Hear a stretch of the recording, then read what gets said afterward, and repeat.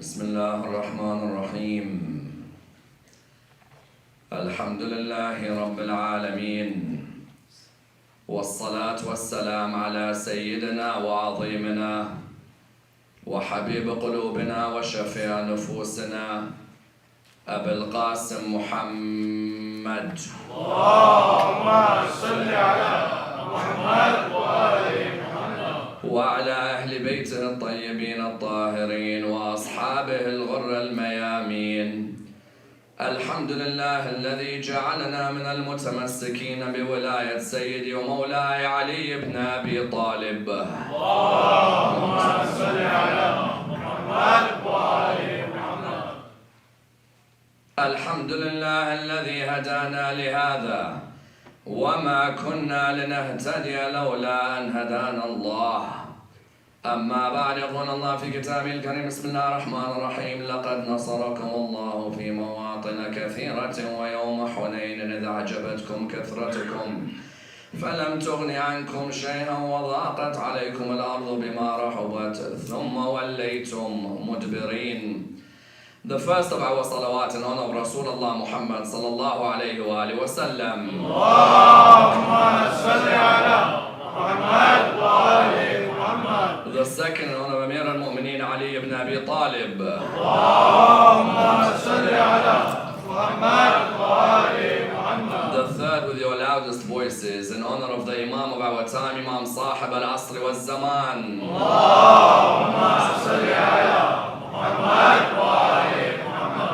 Respected scholars, brothers and sisters, Assalamu alaikum wa rahmatullah wa barakatuh. وعليكم السلام ورحمة الله وبركاته. Imam Ali ibn Abi Talib, salawatullah wa salamuhu alayhi. اللهم صل على محمد وآل. Greatest performance on the battlefield was his performance on the day of the Battle of Hunayn. He never displayed a performance like the performance which he gave on the Battle of Hunayn. And indeed, this performance is seen by many as the greatest performance by any Muslim warrior in the history of the religion of Islam. Indeed, you find that this performance is one which is unparalleled in what was the last battle under the leadership of the Holy Prophet, peace be upon him, and his family. You find that the Battle of Hunayn is one of two battles mentioned within the Holy Quran. There are only two battles in the Holy Quran which are mentioned by name. The first of them is the Battle of Badr, and the second of them is the Battle of Hunayn. Uhud is not mentioned by name in the Quran. Khaybar is not mentioned by name in the Quran. Whereas you find that Badr and Hunayn are both mentioned by name in the Holy Quran. Badr is mentioned by name in Surah 3 verse 123. When Allah subhanahu wa ta'ala says, لَقَدْ نَصَرَكُمُ اللَّهُ بِبَدْرٍ وَأَنْتُمْ أَذِلَّةٌ. Allah subhanahu wa ta'ala gave you victory at Badr when you are small in number and weak. And the second battle mentioned by name in the Quran is Hunayn. In this verse, Surah 9 verse 25, you find that Allah subhanahu wa ta'ala says, لَقَدْ نَصَرَكُمُ اللَّهُ فِي مَوَاطِنَ كَثِيرَةٍ وَيَوْمَ حُنَيْنٍ. Allah gave you victories in a number of wars and in the day of Hunayn. You find that if Allah mentions a particular battle by name, it highlights that this battle has to be examined in depth, no doubt. Because Allah subhanahu wa ta'ala could have mentioned all the other battles by name, but He decides to mention the first battle of Islam and the last battle of Islam by name. When He mentions the first and the last by name, you find therefore that the event of Hunayn, without a doubt, was a battle of the utmost importance. But when He concludes the ayah, Allah highlights the importance of the stand of Ali within this ayah. Why? Because the ayah says, لَقَدْ نَصَرَكُمُ اللَّهُ فِي مَوَاطِنَ كَثِيرَةٍ وَيَوْمَ حُنَيْنٍ إِذْ أَعْجَبَتْكُمْ كَثْرَتُكُمْ. On the day when your numbers made you proud. فَلَمْ تُغْنِ عَنْكُمْ شَيْئًا. And your numbers were of no avail to you. وَضَاقَتْ عَلَيْكُمُ الْأَرْضُ بِمَا رَحُبَتْ ثُمَّ وَلَّيْتُمْ مُدْبِرِينَ. The earth became tight for you and you ran away from that battle. On that battle, the Battle of Hunayn, the number of companions who ran away that day made it clear, without a doubt, that Ali ibn Abi Talib had a special position within the religion of Islam. That there's no doubt. Because when you see the number of companions who ran away on that day, it's highlighted that Amir al-Mu'mineen had a particular position. A position where on that day he remained firm and highlighted his loyalty and his bravery towards the religion of Islam. Therefore you found that Imam Amir al-Mu'mineen's exploits on the day of Hunayn would be remembered by Muslims forever. In which way? You'd find that later on in the du'as of Ahlul Bayt, there would be a mention of the day of Hunayn and Ali ibn Abi Talib. In the khutbahs, you'd find that the Ahlul Bayt would mention the day of Hunayn. Therefore you found that in the 8th year after Hijrah, 3 years before Rasulullah died, at the age of 30, Imam Ali ibn Abi Talib gives his most outstanding ever performance. If you were to ask many people, what do you know of Ali's outstanding performance? Those who would have heard my lectures would have said, well, Badr was great, Uhud was great, Khandaq was great, Khaybar was great. No doubt none of them come an inch near his performance on the day of Hunayn. If you understand what he did on the day of Hunayn, you'll realize that those battles don't come anywhere near his performance on that day. The day of Hunayn remains solely for the son of Abu Talib. Therefore, I'd like to examine his performance on that day in order that we're able to understand the exploits and the bravery that he displayed. And I'd like to do this in the following stages. Number one, what made the Holy Prophet come to conquer Mecca, considering he had signed a peace treaty at Hudaybiyah a couple of years earlier? Number two, when the Prophet entered Mecca, did he forgive Abu Sufyan or did he kill him? Number three, when the Prophet left Mecca, did he appoint someone as his successor or did he leave it for the people to decide who succeeds him in Mecca? Number four, which two famous Arab tribes said, if the Arabs of Mecca want to give in to Muhammad, we the two Arab tribes will never give in to him. If he wants to, let him show his bravery and come and fight us on our land. Number five, how did Khalid ibn al-Walid miscalculate the way to fight the Arabs of the mountains? Number six, how was Imam Ali ibn Abi Talib left alone on the battlefield? And what did he say the moment he realized there was only 7 around him against 4,000 of the opposition? Number 8, what usage of the Battle of Hunayn was made in Dua Nudba to be recited on Friday mornings? And number 9, how did Imam Zayn al-Abidin tell Yazid in his face about the Battle of Hunayn and its importance? Let me examine this and finish this topic off completely. Many people ask the question that how is it that the Holy Prophet went to enter Mecca, considering 2 years earlier he had signed a treaty of peace with the Meccans? We know very well that when the Hudaybiyah treaty was signed, how many years was the peace between the Meccans and Rasulullah? 10. The Holy Prophet had said for 10 years there's going to be peace between the Meccans, the Quraysh, and between his lot in Medina, the Muslims. You found therefore the Prophet had no intention of ever conquering Mecca in that way. The Prophet, however, wanted to make sure that their hypocrisy was exposed, yes? He said to them, do you agree that if I don't come in and fight you, do you agree for 10 years there'll be peace? They said yes. He said, okay, very well. Then I will not come in, you continue to live in Mecca, we'll live in Medina. The Meccans saw that the Muslims were defeated a couple of years after Hudaybiyah at the Battle of Mu'tah. I don't know how many of you here have been to the ziyarah of Ja'far al-Tayyar in Jordan. Those of you who've been to the ziyarah of Ja'far al-Tayyar in Jordan, Ja'far al-Tayyar is buried in Mu'tah. Mu'tah, Ja'far al-Tayyar, Abdullah bin Rawaha, and Zayd bin Haritha were killed in Mu'tah. When they were killed in Mu'tah, the Christians had annihilated the Muslim army. And Khalid and Walid came back without any victory whatsoever. When the Meccans heard this, they thought, you know what? If the Muslims have just been defeated at Mu'tah, that means Muhammad is not as strong as he thinks he is. So why don't we now begin to break the treaty and begin to kill his people one by one? What they did was that any Muslims who were present in Mecca, they'd ambush them in the middle of the night and kill them. When they'd ambush them, the news reached Rasulullah. Rasulullah said, are you telling me the Muslims are being killed? They said, yes. He said, which Muslims are being killed? They said, from the Banu Khuza'ah. He said, so they broke the Hudaybiyah treaty? He said, yes. He said, very well, that's it. I made a peace treaty with them. The idea of the peace treaty was what? Was that we're going to enter Mecca to perform our Umrah.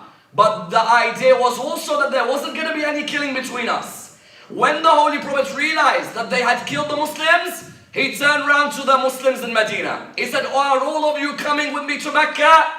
I am not going there anymore to make a treaty.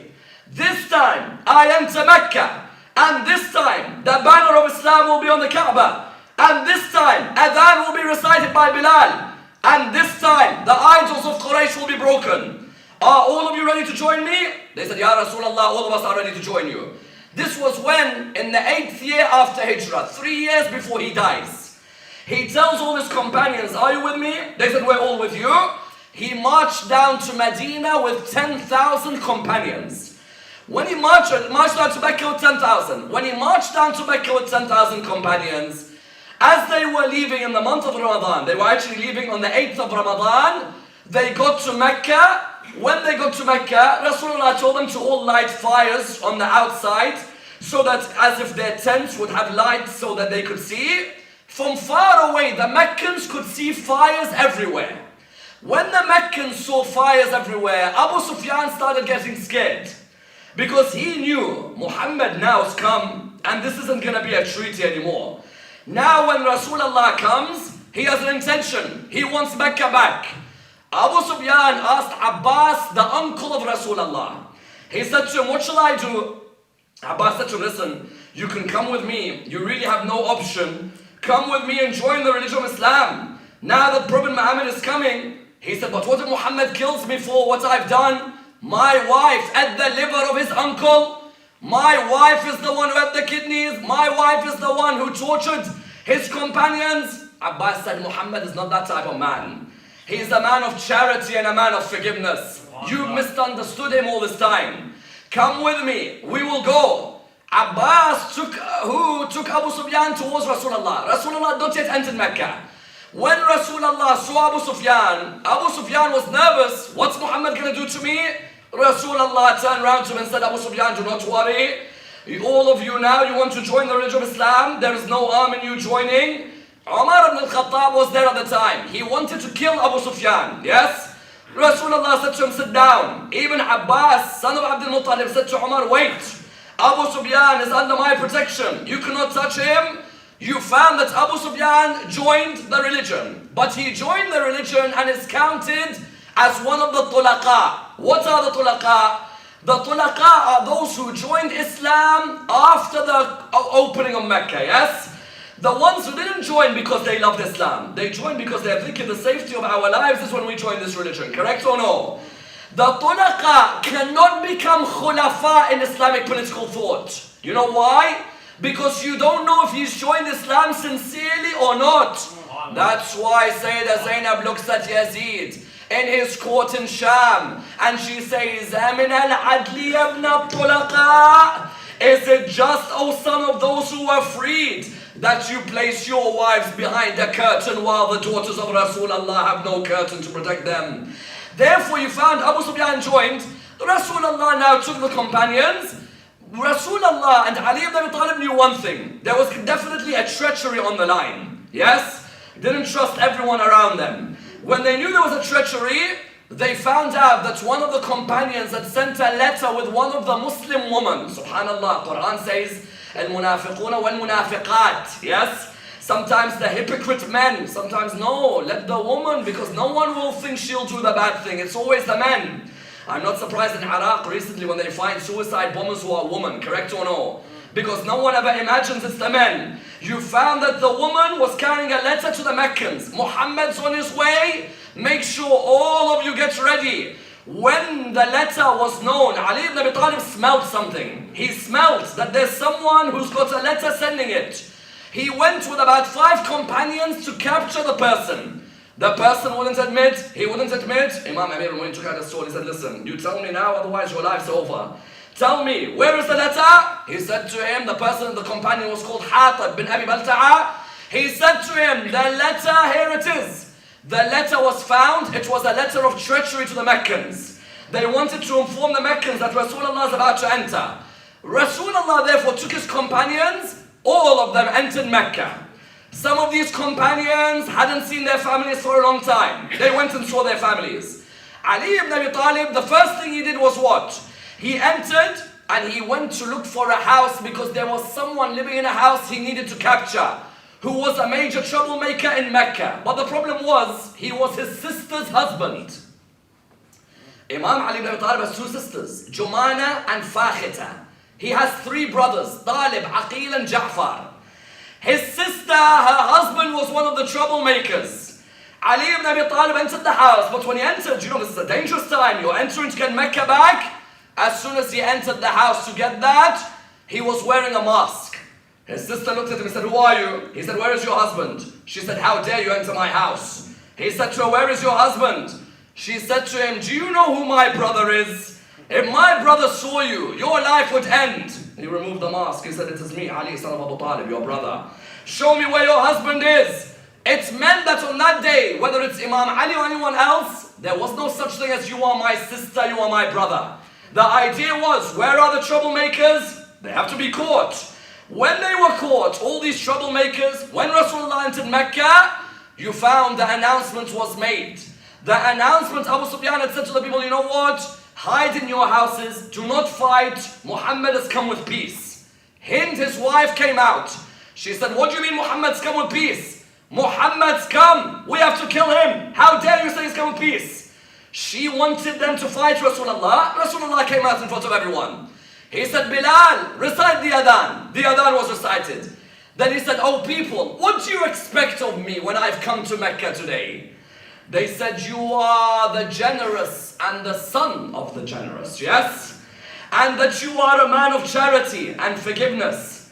He said to them, oh people, I say to you what Yusuf said to his brothers when he saw them. All of you are now forgiven today, yes?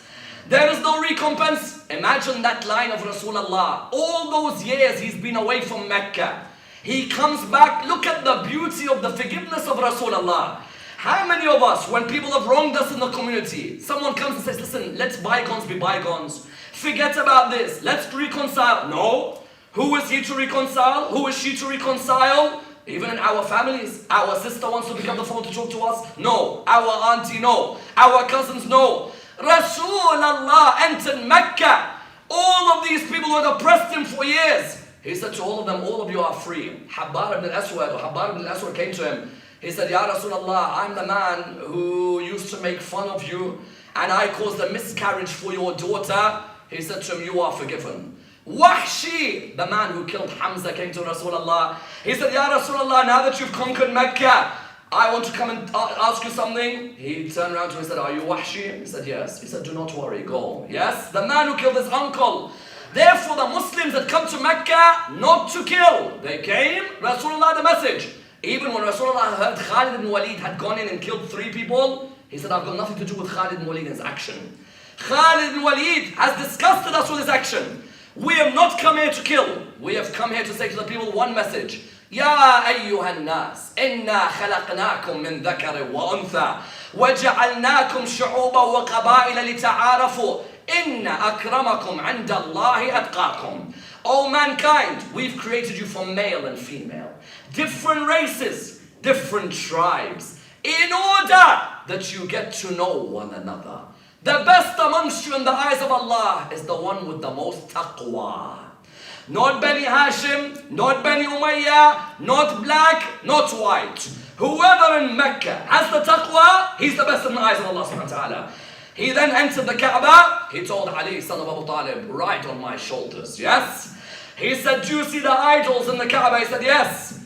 Exactly how many years? 20 odd years after Rasulullah was announcing his prophethood, now he walks into the Kaaba. Ali, son of Abu Talib, on his shoulders. He says to him, destroy the idols. The first of the idols to destroy is who? Hubal, the idol of Bani Umayyah. Ali ibn Abi Talib destroyed it. And that's why you have the famous lines of poetry. I don't know which one to be more happy with. The fact that I was standing on Rahmatan lil Alameen, or the fact that I was below Rabbil Alameen. Yes? An unbelievable line. Imam Ali ibn Abi Talib entered the Kaaba. The Kaaba up until that day was full of what? The Kaaba up until that day was full of idols. Now the Kaaba, once and for all, the idols were removed. Ali ibn Abi Talib did what his grandfather Ibrahim had done many years earlier and purified the Kaaba, and now Rasulullah made it clear. The people of Mecca, all of you are forgiven. Ali ibn Abi Talib with Rasulullah brought Mecca back to the religion of Islam. However, the tribes of Thaqif and Hawazin, two vicious Arab tribes. Thaqif produced some of the best warriors in the history of religion of Islam, correct or no? If I were to ask all of you now, when you hear the surname Thaqafi, who's the first one comes in your mind? Mukhtar, correct? Mukhtar al-Thaqafi. Mughira bin Shu'ba, Thaqafi. Yes? Who else is a Thaqafi? Hajjaj bin Yusuf, Thaqafi. Thaqif have ferocious warriors. They coupled themselves with Hawazin. They said, we hear the Meccans gave up Mecca to Muhammad once and for all. We hear Abu Sufyan has given up. They said to him, yes. He said, these Meccans don't have any strong warriors. We have the best of the warriors. If Muhammad thinks that he can control this area, let him fight us. They began to plot fights against the Holy Prophet. The Holy Prophet turned around to his soldiers. He said, listen, Thaqif and Hawazin have not accepted my call for unity in Mecca. I've come to Mecca after 20 years to say to everyone, those of you who hated me, now you're welcome to join me. And those of you who love me can live with me. But these lot are plotting against us. Are you ready for all of us to go towards them? They said, Ya Rasulullah, we are ready. 10,000 from Medina, 2,000 from Mecca, 12,000 of them left to go towards the fight within the Ta'if area. Thaqif had sent out lines of poetry. You know what they said? He said, Muhammad thinks he can come to us with thousands. He doesn't know that 3 of us can take on all of his thousands. Yes? They had 3 soldiers undefeated in war.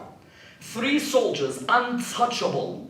These 3, before the battle had even commenced, had come out and said, Muhammad's soldiers, if he's lucky, remain loyal to him. Most of them will run away. Yeah, straight out. Most of them will run away. And in his army, there aren't many brave warriors. All 3 of us, what was their name? Malik bin Auf al-Nasri, Uthman bin Abdullah, and Abu al-Jardal. They said 3 of us can take on his whole army. There's only 1 young man he has in his army who we have to face. If we finish him, the army finishes. Yes? They knew Ali ibn Abi Talib was the only point of obstacle between them and destroying Islam. They said, all of Muhammad's soldiers are nothing compared to us. We are the soldiers of the mountains. None come near us, except whom? Except the son of Abu Talib. We've been waiting for years to face him one-on-one. Yes? It was a cry from the beginning. Rasulullah, now that he had conquered Mecca, he left Mecca. Did he leave appointing a successor or no? This is a vital question in Islamic political thought. You see, if Rasulullah leaves Mecca without appointing a successor, then everyone will say, I am his successor, correct or no? If a prophet leaves an area without appointing a successor, it's like me running a business. I'll say to all of you, you know what, I'm going away for a week on holiday. If I don't appoint a successor, the whole of the company will say they're the ones in charge. Unless I make clear that, you know what, this person's in charge of the business while I'm away, correct? Rasulullah would never leave an area without appointing a successor. Because he knew very well, if I leave this area without appointing a successor, there'll be disunity and fighting with a successor. The poets talk about this on many occasions, yes? And they say, if Muhammad had to leave a successor for going out to Hunayn, how could he not leave a successor when he went out to his Lord in the heavens, yes? If you need to leave a successor for going to a battle, is it something logical that you leave the world and you don't appoint a successor on your behalf? Therefore you find when he left Mecca, he left Atab bin Usaid. When he left Atab bin Usaid in charge, Rasulullah left Mecca, 12,000 soldiers. You know the opposition, how many soldiers they had? 4,000. Badr, 313 versus 950. Uhud, 4,000 versus 700. Khandaq, 10,000 versus 3,000. Now Islam had become so strong, 12,000 versus 4,000. But the Quran reprimanded them. Yes, what did the Quran say? لَقَدْ نَصَرَكُمُ اللَّهُ فِي مَوَاطِنَ كَثِيرَةٍ وَيَوْمَ حُنَيْنٍ إِذْ أَعْجَبَتْكُمْ كَثْرَتُكُمْ فَلَمْ تُغْنِ عَنْكُمْ شَيْئًا Quran said Allah gave you many victories. And on the day of Hunayn, when you became arrogant because of your numbers, and your numbers didn't help you at all. You know these 12,000 Muslims? They all went towards the battle. They think, you know what, there's 12,000 of us, there's 4,000 of them, this is going to be an easy victory. Rasulullah from the beginning had said to all of them, listen, do not be arrogant. There was a day we were small, they were big. And because of our iman, we were able to defeat the opposition. Now when you come, do not be arrogant thinking there's going to be an easy war. And you know when you fight any country in the mountains, you don't get victory easily. I'm sure you can name a couple of examples, yes? When you fight any people in the mountains, there's no way you'll achieve a victory easily. Rasulullah soldiers came. Who was in charge on that day? Khalid ibn al-Walid on one side, Ali ibn Abi Talib on the other, yes? Rasulullah said, he said to them, listen, hold back, remain patient. I am your prophet. I don't want to see you thinking you're arrogantly going to win. Khalid ibn Walid wanted success on that day. Why? At Mu'tah, he came back embarrassed. Ja'far al-Tayyar, Abdullah ibn Rawaha, and the rest of them died. He came back without any victory. So he thought he needed to make amends. You know what he did? He tried to go in the morning time to surprise the Arabs on the mountains. He tried to go through the morning so that he does what? So that he surprises them and achieves the victory that he wants. You think these Arabs don't know these things? Malik bin Auf al-Nasri, Uthman bin Abdullah, Abu Jardal were waiting. Why? They want you to come through the narrow pathway of the mountains. Because in the narrow pathway you're coming through, you can't see the soldiers coming down from the mountains, can you? They came down in the morning through the narrow pathway. As they were coming through the narrow pathway, the thousands of the soldiers of Thaqif and Hawazin came down the mountains. When they came down, 12,000 Muslim soldiers, I beg you listen to all of this. They tell me I have to respect every companion who lived with the Prophet Muhammad. I reply by saying respect has to be earned in life, correct or no? So when I look at a battle, there's 12,000 soldiers, they're in a narrow pathway, and I see that this mountain, that these men are meant to be men of bravery. 12,000 soldiers saw the Arabs running down on them from Thaqif and Hawazin. Do you know how many soldiers remained from those 12,000? 8. 11,992 ran away. 8 were now to face 4,000. The Quran says it, I don't say it. You know what the Quran says? فَلَمْ تُغْنِ عَنْكُمْ شَيْئًا وَضَاقَتْ عَلَيْكُمُ الْأَرْضُ بِمَا رَحُبَتْ ثُمَّ وَلَّيْتُمْ مُدْبِرِينَ. Yes? وَلَّيْتُمْ مُدْبِرِينَ. You know what that means? You ran and ran and ran. You found that these companions, as soon as they saw the soldiers coming down, these companions, what happened to them? They all started to run away. Do you know who remained? 8. Do you know who was at the front of those 8? Ali ibn Abi Talib. Yes? Imam Ali ibn Abi Talib stood there. He sees 4,000 soldiers in front of him now. He turns around and he sees that everybody else has run away. He has 7 with him. With these 7 who are with him, he looks around. One side, Abbas, son of Abdul Muttalib. Other side, Fadl ibn al-Abbas. Behind him, who? Behind him, Rabi' ibn al-Harith. Next to him, Ayman bin Ubayd. Next to him, Abdullah bin Mas'ud. Next to him, Osama bin Zayd. A few years later, when Osama has to lead the army, certain people say, why you put us under the 18-year-old? Because the 18-year-old, when he was 15, never left Ali ibn Abi Talib.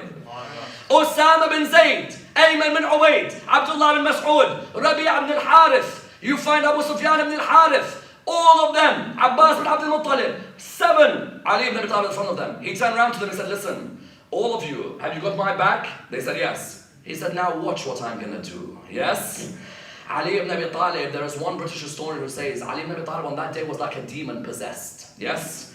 When he looked at the opposition, 4,000 of them, he just looked around at the 7 and said, you guys just watch my back, look at what I'm going to do right now. An absolute annihilation of the opposition on the day of Hunayn. One man drove through thousands in one battle. Yes? Absolute annihilation. He went through them. Allah in the Quran says that your numbers made you arrogant. You all ran away.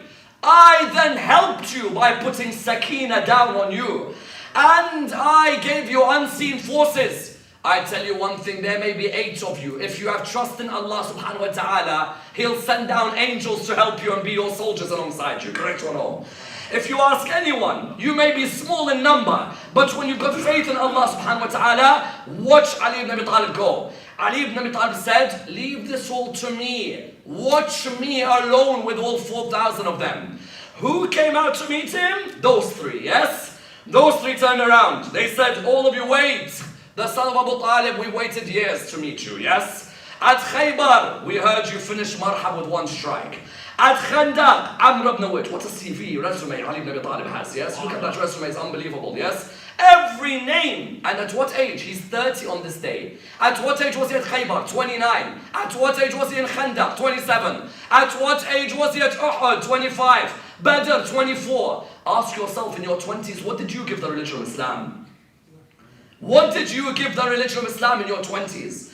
That today you find people walking around their mosques proud. I have done X and I have done Y. Habibi, in your 20s, what did you give to Islam? Don't tell me I became religious in my 40s and my 50s. A Muslim is not someone who waits for Hajj or waits for marriage to become religious. A Muslim looks at the son of Abu Talib in his 20s and says, I want to be like my role model, yes? From a young age, a person sees Allah opening the doors for him, allowing him to sleep in the bed of Rasulullah on the night of Hijrah, giving him victory at Badr, the heavens saying there is no sword but his at Uhud. The son of Abu Talib came out, Malik bin Auf, Abu Jardan, Uthman bin Abdullah, all 3 of them. Then 2 of them came out. They said, it's a double combo between the 2 of us and you. We hear that as a swordsman, you're the greatest warrior Arabia's seen. But we see ourselves as the greatest warriors in Arabia's history. So today, that statistic has to change, yes? Either one of us is going to remain alive. He said, are you both ready for me? He said, yes. Within a few seconds, the narrators of hadith say, Ali ibn Abi Talib not only had got one of their swords, but now with 2 swords in his hands, cuts both their heads in one piece, yes? Both of them go on the ground. Both of them finished. He looked towards the opposition. The opposition saw him. They said, if the son of Abu Talib just killed our commanders, there's absolutely no way we're going to finish him. He was able to take the flag of the religion of Islam. And you know when those companions ran away, and by the way, the books mention their names, yes? If you want to, you can go and see who ran away, yes? And so the first time there's been a running away. Because when people come and tell me, these companions of Rasulullah, you don't know how great they are. I'm like, Habibi, am I someone stupid or no? I don't understand. Because when I'm looking in the Quran, in Uhud it says, وَمَا مُحَمَّدٌ إِلَّا رَسُولٌ قَدْ خَلَتْ مِنْ قَبْلِهِ الرُّسُلُ أَفَإِنْ مَاتَ أَوْ قُتِلَ انْقَلَبْتُمْ عَلَىٰ أَعْقَابِكُمْ. In Uhud, the Quran says, Muhammad is but a messenger. Messengers have come before him. If he dies or is killed, you run away and leave him alone? Yes? At Hunayn, it says what? فَلَمْ تُغْنِ عَنْكُمْ شَيْئًا وَضَاقَتْ عَلَيْكُمُ الْأَرْضُ بِمَا رَحُبَتْ ثُمَّ وَلَّيْتُمْ. You ran away. How many more battles do you want to run away from? I don't understand. Because if I'm meant to respect you, I can't have you run away to every single battle. Surely there has to be some sort of commitment. And you know when they ran away, you know what Abu Sufyan started doing? Abu Sufyan, when they ran away, Abu Sufyan thought this is going to be an easy victory. He started saying, Muhammad's magic is now over, yes? And then others were saying, Muhammad's sorcery is over. Others were saying, it's Muhammad's last day. They saw the son of Abu Talib come back with the flag of the religion of Islam, yes?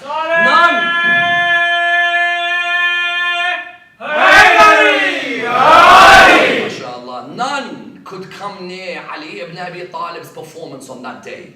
He came back. 4,000 had fought 8 men of the religion of Islam, yes? It went to show you, Islam wasn't about the quantity, it was about the quality of the believers, yes? Islam wasn't about gathering thousands. Islam was rather about how many have that firm faith, that certainty, that love for the religion. He came back, the wounds were on his body, but the flag and the banner of the religion of Islam was still in his hand, aloft. He returned back. You'd think that when he gives such a victory, if I gave such a victory for Islam, I would turn around and say, give me all the spoils of war, give me their shields, give me their swords. Ali ibn Abi Talib simply went to go and recite his prayers and his supplications, yes? There were others in Rasulullah's army, the audacity, others who had run away, come to Rasulullah. You know what they say to him? We hear that you're giving spoils of war to the new converts of the religion of Islam. Because you know what happened after the battle? In Islamic economics, after the battle, there is a segment of society, many of you may have read about them in the Quran. In the Quran, it says charity should go to who? To the poor and the needy and the orphans. Then there's a fourth segment. Al-mu'allafati qulubuhum. You've read al-mu'allafati qulubuhum? Many times people say, what's mu'allafati qulubuhum? When you read in the Quran, the translation is those whose hearts are inclined to Islam. A certain amount of sadaqah goes to the group of people whose hearts are inclined to Islam. Those who've just joined Islam, or those who are about to join Islam, a certain portion should go to them. Someone says, why? Because either number one, these people are about to join Islam, you welcome them to say you are as important as everybody else. Or number two, to avert their evil from ruining Islam. Yes? Because after Hunayn, when a certain amount of the spoils went to Abu Sufyan, you found certain people turning around to Rasulullah. They said, how dare you give these new Muslims more than us? As if they had given victory to the Muslims. Half of them had run away. Now they're saying, how dare you? One of them, Harquz bin Zuhair al-Tamimi, came to Rasulullah. He said, what's this? You give more to others. You're a man of injustice. Half of you have just run away from war. And now you have the rudeness to call Rasulullah a man of injustice. And then Rasulullah says, do not worry, be patient. That man, just be patient with him. Later on, that man fights Ali ibn Abi Talib at Naqshwani. That's one. Others, Rasulullah had given them a certain amount. The companions would come and complain. Rasulullah says a line I will never forget. It's in Sahih al-Bukhari, on the chapter of those whose hearts are inclined to the religion of Islam. You know what Rasulullah said? May Allah bless Nabi Musa alayhi salam. He faced more difficulty with his companions than I did with mine. Imagine what stage Rasulullah reaches. That number one, that is how saddened he is. Number two, he remembers Nabi Musa and says, if you think these companions are giving me trouble, Nabi Musa had more, of course. His companions ended up worshipping the calf. But what do you find? You find Imam Ali ibn Abi Talib had given victory to the religion of Islam. Did Imam come to Rasulullah and say, give me my spoils, give me my booty, give me the sword? Not at all. Imam Ali ibn Abi Talib had not asked for anything at all. Imam Ali ibn Abi Talib simply went back towards what he was doing. Rasulullah distributed what he distributed, and the Quran mentioned the victory on the day of Hunayn. Was the Quran the only book to mention this? No. Ahlul Bayt never ever forgot the victory on the day of Hunayn. That there's no doubt about. When you read the hadiths of Ahlul Bayt and the du'as of Ahlul Bayt, you find that the Ahlul Bayt themselves never ever forgot the role of the day of Hunayn. Because the day of Hunayn earmarked Ali ibn Abi Talib clearly as the man who remained loyal more than any other companion of Rasulullah. When 11,000 men run away and all claim to love you, and one man stays with 7 soldiers, it's highlighted his passion and his dedication to the religion. Therefore you found the Ahlul Bayt. Where did they remind us of the day of Hunayn? The first time they reminded us of the day of Hunayn was in Dua Nudba. Yes? Dua Nudba, try and recite Dua Nudba every Friday morning. That dua is your salutations to the 12th Imam of your time, Imam Sahib al-Asr wa Zaman.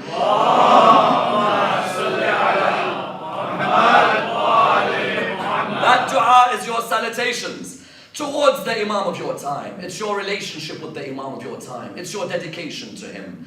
It's when you start looking at him and saying, where is Hassan? Where is Hussein?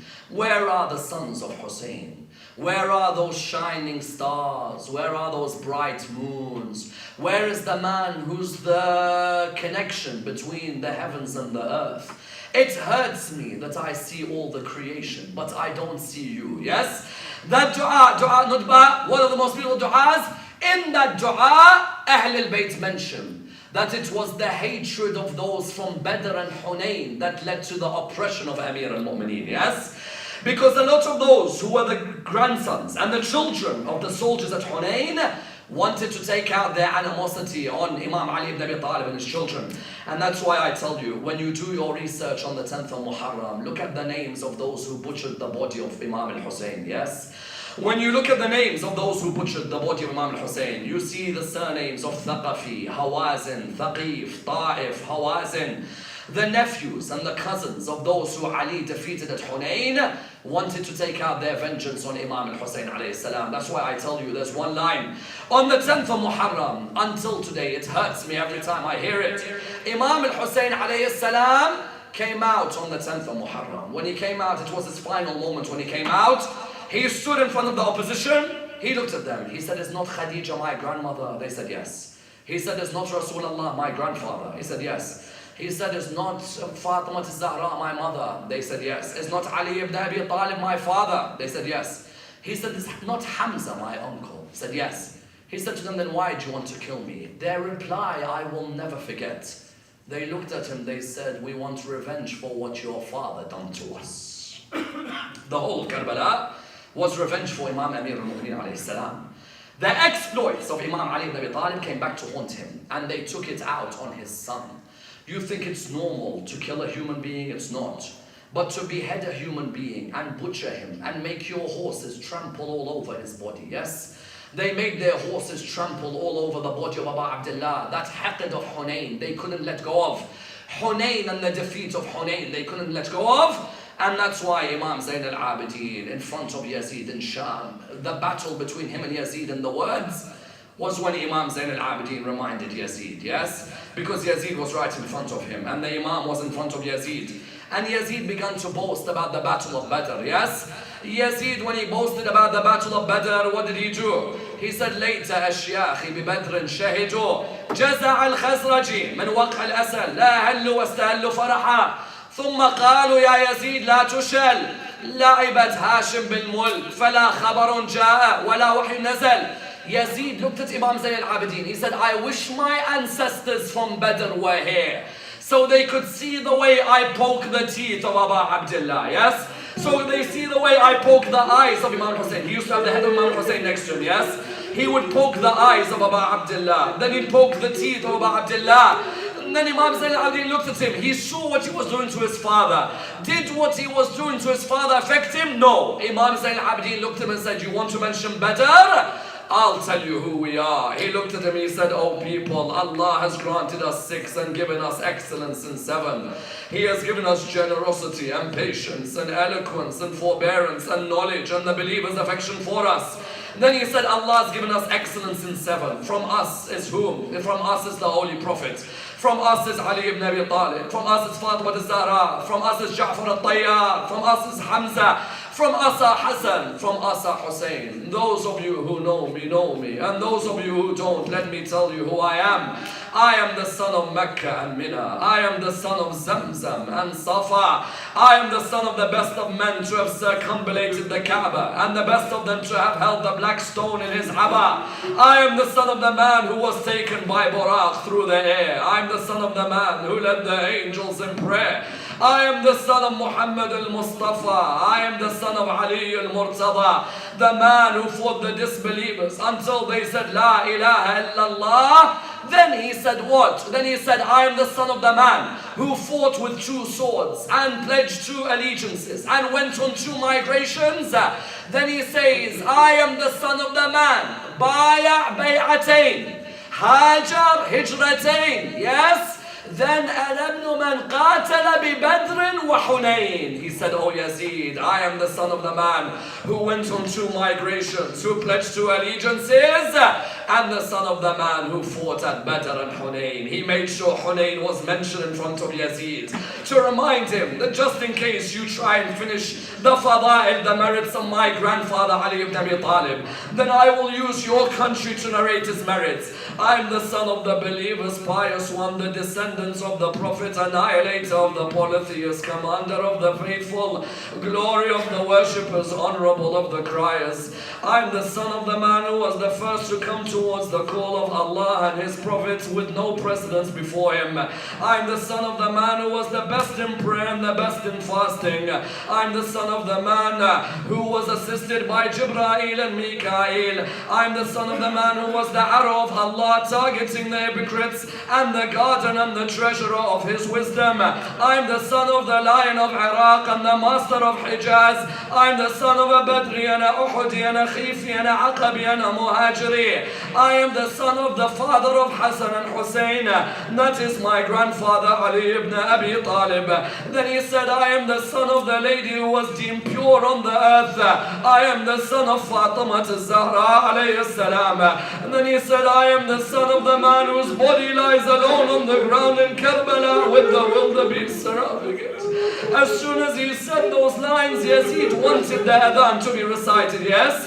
So when the adhan began to be recited, at that moment, the adhan was recited. Allahu Akbar, Allahu Akbar. Imam Zayn al-Abidin said, surely Allah is great. There is none as great as Allah. And then the adhan said, Ashhadu an la ilaha illallah. Imam said, my eyes and my feet and my mouth and my eyes, all of them testify. And then there is no God but Allah. Then he said, Ashhadu anna Muhammadan Rasulullah.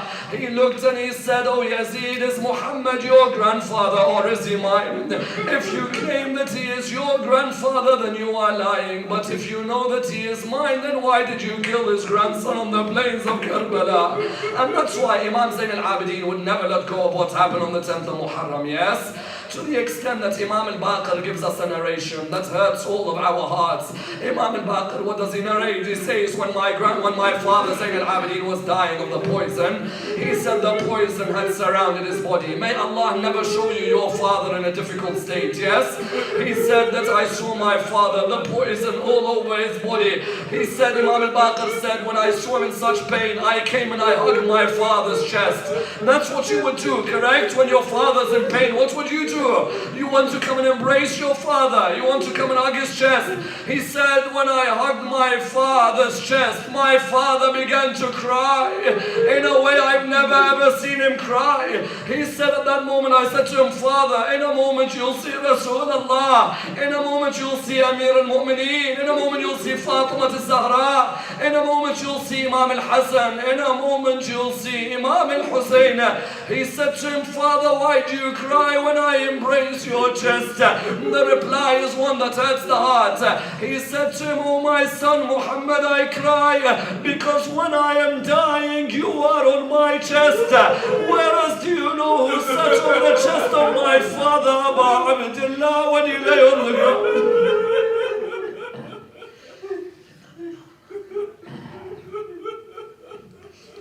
Inna lillahi wa inna ilayhi raji'un.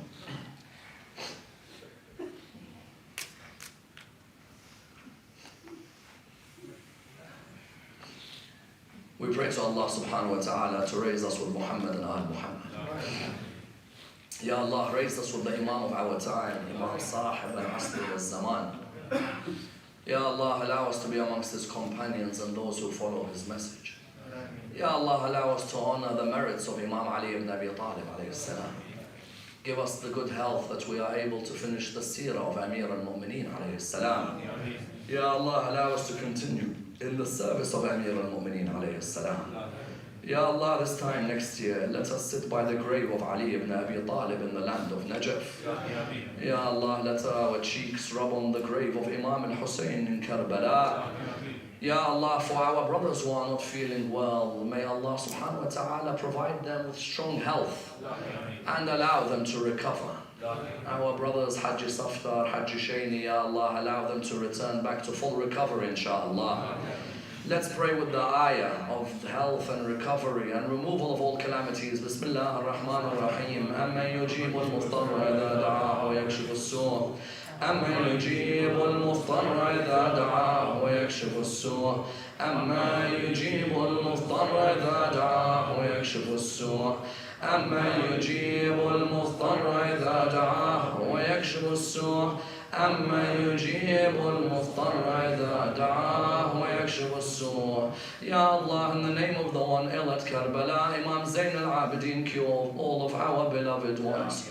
Ya Allah, allow us to sit by the grave of Zayn al-Abidin in Jannat al-Baqiyah and allow us to receive his wasila in this world and his shafa' and the hereafter. We pray to Allah subhanahu wa ta'ala the Surah al-Fatiha, but before it the loudest of your salawats.